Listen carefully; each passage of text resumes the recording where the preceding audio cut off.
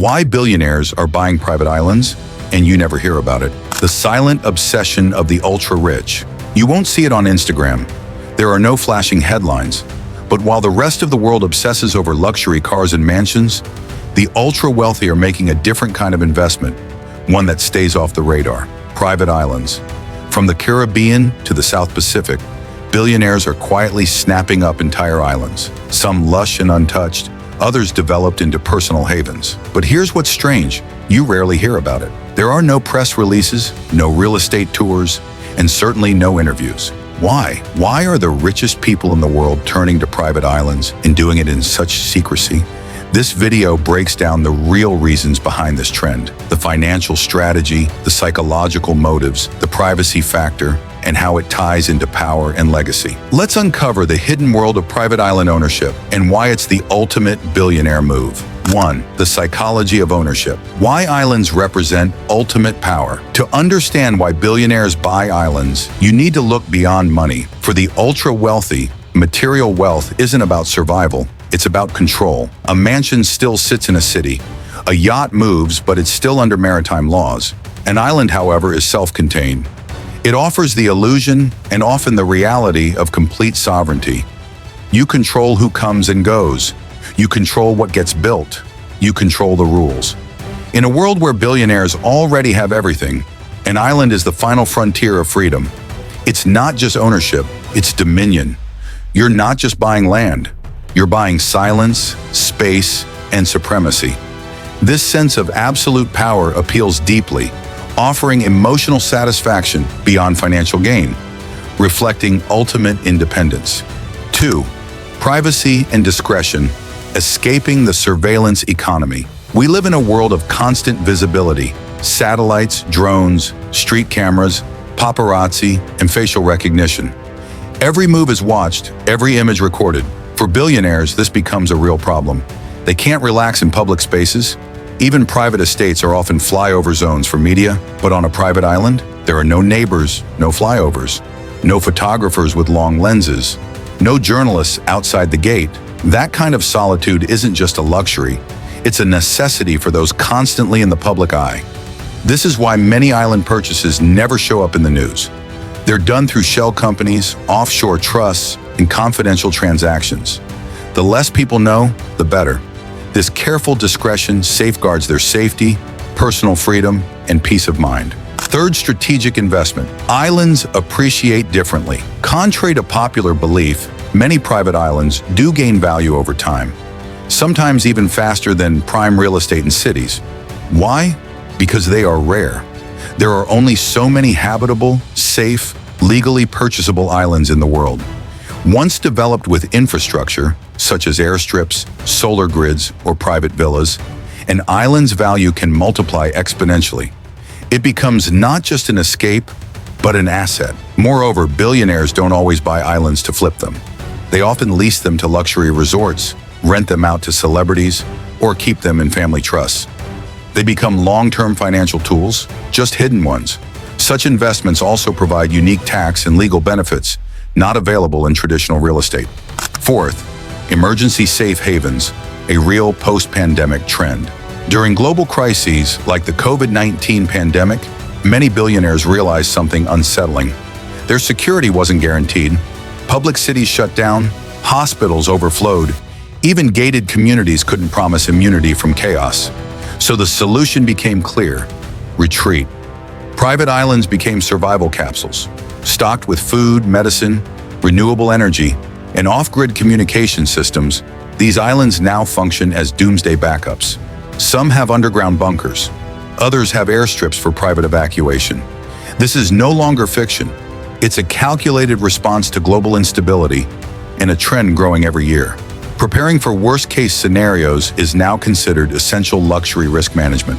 5. Geopolitical leverage. Islands as diplomatic tools. Some islands are purchased not for peace, but for power. In certain cases, owning a private island near strategic waterways or trade routes can provide political and economic leverage. It allows the owner to influence local governments, invest in regional infrastructure, or push global interests. Billionaires with political connections use island ownership to build soft power. They host influential figures, conduct quiet meetings, and offer neutral zones for negotiation, all without the interference of national law enforcement or media scrutiny. Islands, in this sense, become chess pieces in a much larger game. These holdings offer discrete influence that can alter regional stability and economic trends behind the scenes. 6. Lifestyle branding. The billionaire identity. Private islands are increasingly tied to personal branding. For high-profile entrepreneurs and celebrities, having an island isn't just an indulgence, it's a signal. It tells the world you've transcended luxury. You've reached a tier beyond penthouses and mega yachts. Brands built around individuals, like tech founders or music moguls, often use their island lifestyle to shape public perception. And yet, many still keep the actual details private. This duality, being known as someone who could own an island while never confirming it, creates mystique, status, and control over personal narrative. It enhances their aura of exclusivity and enviable success. 7. Environmental control. Building your own rules. One of the biggest advantages of island ownership is the ability to build outside the usual rules. In most cities, construction requires endless permits, environmental impact studies, and community approval. But on your own island, you decide what gets built and how fast. Some billionaires construct eco-resorts using solar grids, wind turbines, desalination plants, and organic farms. Others create private compounds with luxury bungalows, spas, theaters, and helipads. You can shape the environment to reflect your vision, architecturally, ecologically, and culturally. For those who believe in innovation, creativity, and control, this is irresistible. Islands become experimental laboratories for sustainable living and cutting-edge technology integration. 8. Legacy and heritage, passing down a kingdom. Billionaires think in centuries, not years. A private island isn't just for now, it's an inheritance, something they can pass on to their children, free of urban chaos and full of symbolic power. It becomes a family sanctuary, a generational asset. Some go further, establishing private memorials, spiritual centers, or educational hubs for their descendants. Others use islands to host family offices and wealth management operations in total seclusion. In a world where digital wealth can vanish with a click, a physical island represents permanence. Stone, soil, and sovereignty passed down. It becomes a living legacy transcending volatile markets and fleeting trends. 9. Tax havens and offshore protection. While not every island is a tax shelter, many are located near offshore financial hubs like the Bahamas, Seychelles, or British Virgin Islands. When structured correctly, island purchases can be part of complex financial strategies to minimize taxes, protect assets, and operate under looser regulatory oversight. This isn't illegal, it's legal engineering. Billionaires hire full-time lawyers, accountants, and offshore advisors to ensure every island-related transaction maximizes benefits while staying within the law. So while the public sees a paradise getaway, the reality is often a strategic fortress of wealth preservation. This sophisticated structuring protects fortunes from lawsuits, creditors, and excessive taxation. 10. Global citizenship and alternate residencies. Many islands are located in nations that offer economic citizenship or residency programs. In exchange for investment, often in the form of real estate or development, billionaires can obtain second or third passports. This provides enormous mobility, tax benefits, and diplomatic options. In an uncertain world, having multiple legal identities is a form of security. Island ownership becomes the gateway to global freedom, allowing billionaires to move, invest, and protect themselves with maximum flexibility. Such global citizenship opens doors unavailable to ordinary citizens, offering unparalleled opportunities and protections. Conclusion: why you'll never hear about most of this private island ownership isn't just about palm trees and sunsets. It's about power, privacy, and long-term vision. For billionaires, it's one of the only assets that provides total control: geographic, legal, personal, and emotional. And that's why most of it happens in silence.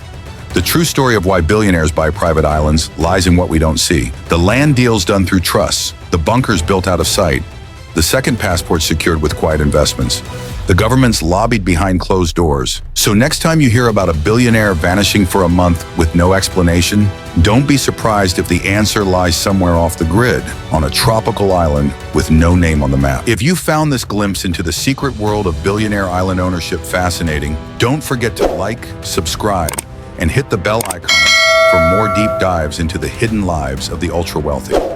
There's a lot more going on behind the scenes. Stay tuned.